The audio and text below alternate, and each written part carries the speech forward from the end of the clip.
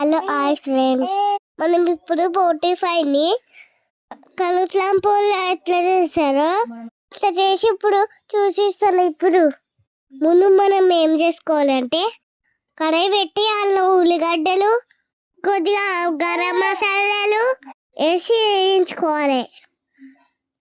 ఉల్లిగడ్డలు అనేటి red colour కావాలి. ఇప్పుడు టేస్ట్ మంచి ఉంటుంది కదా.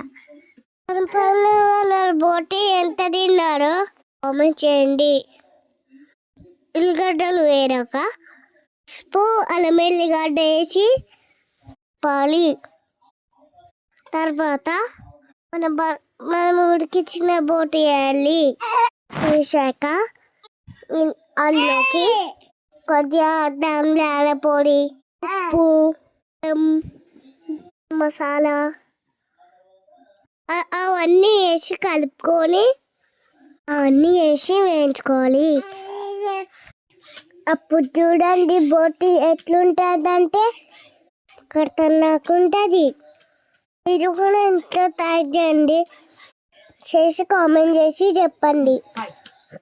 నాకైతే బోటీలో పైపులు అంటేనే చాలా ఇష్టం. మీకు కూడా ఇష్టమా? మా తమ్ముడు కూడా వంట చేస్తున్నాడు.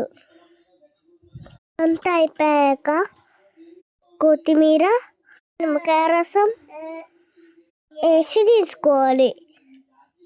నచ్చితే సబ్స్క్రైబ్ చేసుకోండి.